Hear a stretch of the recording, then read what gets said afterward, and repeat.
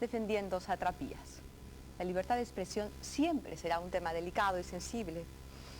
Ese es, por ejemplo, el caso de Jorge Miyagi, un joven pintor que quedó finalista en un concurso de la Fundación Telefónica, con lo que ganaba el derecho a exponer en la galería que tiene Telefónica en la avenida Arequipa. Claro, Jorge Miyagi es un artista joven y, por supuesto, y como debe ser, provocador. Entonces decidió presentar para la muestra un cuadro que incluía los pliegos de reclamos de los más de 8.000 despedidos por Telefónica desde 1994, cuando Telefónica compró Entel Perú. Miyagi dice que el contenido de su cuadro ha sido el motivo por el cual de la noche a la mañana fue descalificado. Y no duda de llamar a su caso un caso de censura. Adelante con el reportaje de Marcos y Fuentes, el maestro Miyagi contra Telefónica. Él es el señor Miyagi. El señor Miyagi es pintor. El señor Miyagi quedó finalista de un importante concurso de una importante empresa. Eso le daba el derecho de exponer sus obras en la galería de la importante empresa. Entonces, el señor Miyagi se fijó un objetivo. Poner en este espacio la voz de los que jamás tendrían voz ahí, ¿no? De los despedidos de Telefónica, por ejemplo. Me acerqué al sindicato de trabajadores de Telefónica del Perú y les pedí información sobre sus demandas, sobre sus inquietudes. Con los documentos del sindicato de los trabajadores despedidos por Telefónica, Jorge Miyagi elaboró este cuadro. Los cuadros de reducción de personal. En el 94 habían 12.000 trabajadores y para el 2000, 4.000. Pero la importante empresa no tenía tan buen sentido del humor. Fui descalificado. ¿Por qué?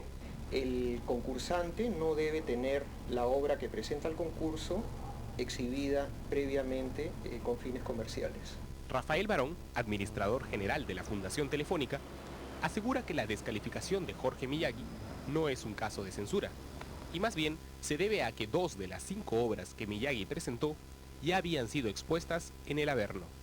Ahora, en las bases lo único que dice es que la obra tiene que ser no expuesta en galerías de carácter comercial. Y ya quedó demostrado que el Centro Cultural El Averno no es una galería de carácter comercial. En esta carta que acredita que mi exposición no tuvo fines comerciales, El Averno, pues como todos saben, no es una galería de arte comercial. No, en el Averno claro que se vende obra, eso lo sabe todo el mundo, lo saben todos los artistas, lo saben todos los visitantes. ¿Cómo saben ustedes positivamente que está vendiendo esas obras ahí? Bueno, la verdad es que no creo que me corresponde entrar al detalle de eso. Una pareja se acercó al Averno y les preguntó a los administradores Jorge Acosta y Ley Lamor por el cuadro de Cipriani, cosa que me pareció sumamente sospechosa porque ese cuadro lo pinté para el concurso de Telefónica y entonces nadie lo podía haber visto. Parece ser que el hermano de Cipriani pertenece a la plana mayor de Telefónica y ese es un cuadro en contra de lo que representa Cipriani, ¿no?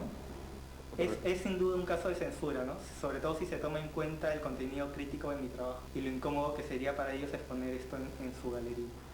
¿Se presta a suspicacias?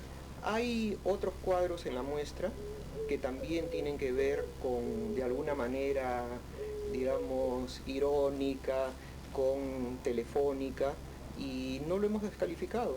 Un elemento que sustenta la tesis de Miyagi es que fueron los organizadores, es decir, Telefónica, y no el jurado, los que decidieron su descalificación.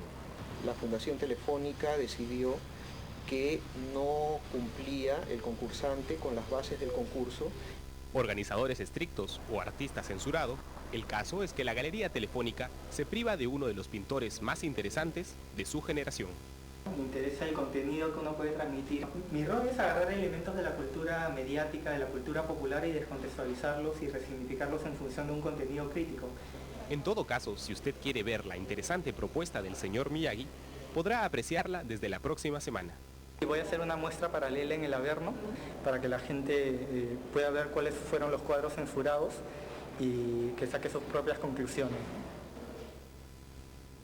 Las obras de Miyagi estarán desde la próxima semana en el Centro Cultural El Averno, en el centro de Lima. Y en este momento está en Entre Líneas Rafael Barón, administrador general de la Fundación Telefónica, organizadora del concurso. Buenas noches, Rafael. Buenas noches, Gracias Cecilia, por estar un gusto con nosotros estar por aquí en Entre con Líneas. ustedes. ¿Qué pasó? ¿Censuraron o no censuraron al artista Miyagi? Bueno, la verdad es que no ha habido una censura. El concurso viene desarrollándose ya a lo largo de 6 años de manera ininterrumpida. ¿Nunca habían tenido un problema así? ¿Qué problema? Bueno, como el problema que tienen ahora, ¿no es cierto? Es un artista provocador, joven, obviamente, como la mayoría de los grandes artistas, en cierto modo, su pintura, sus composiciones son agresivas, pero bueno, la vida es agresiva y el arte retrata la vida. En 6 años de artistas jóvenes ha habido muchas provocaciones.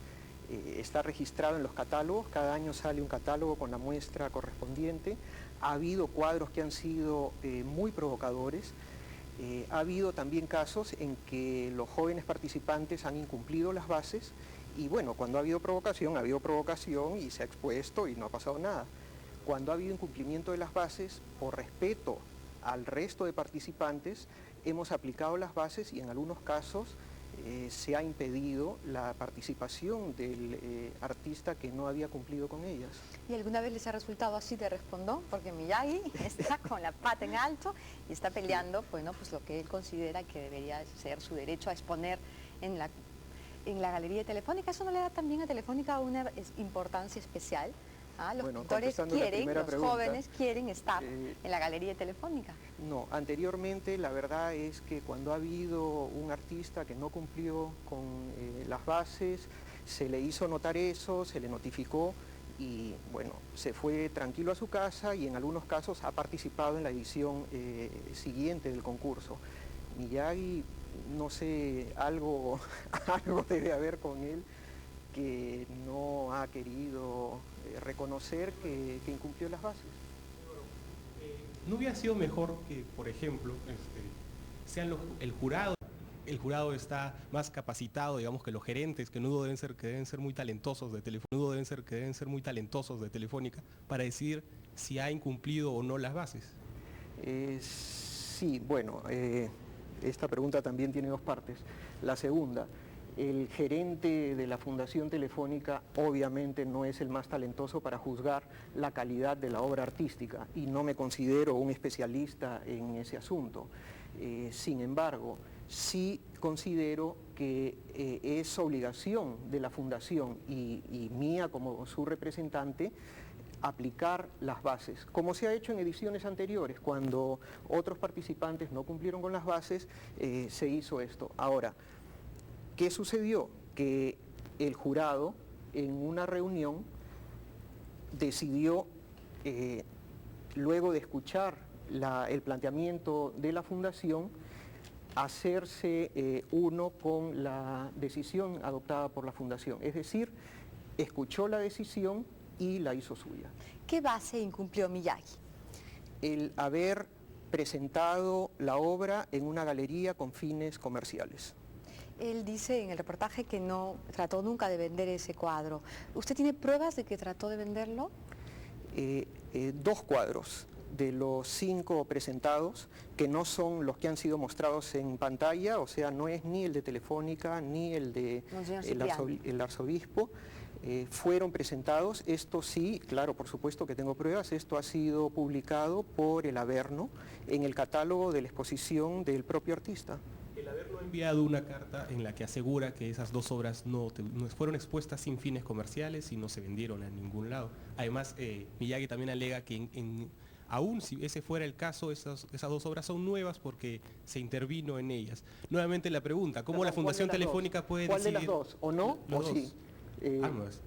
Por ejemplo, ¿cómo la Fundación Telefónica cómo puede decidir que esas 2 obras no son nuevas o no han sido presentadas en vez del jurado, que es el que artísticamente debería decidir si esas 2 obras se consideran nuevas o no?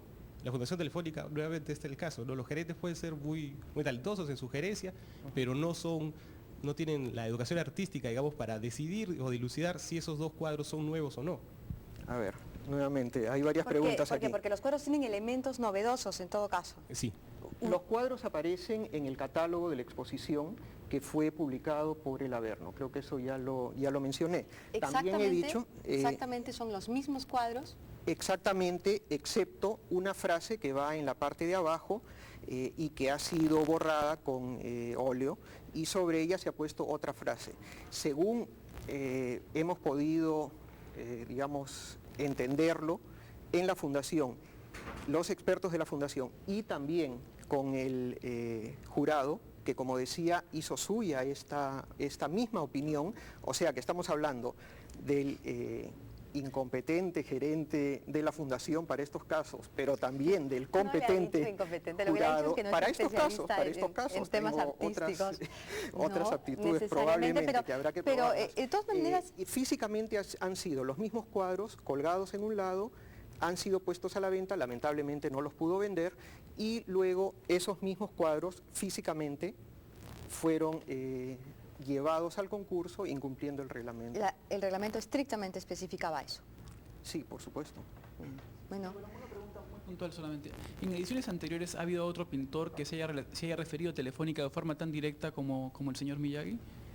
En el tiempo que yo...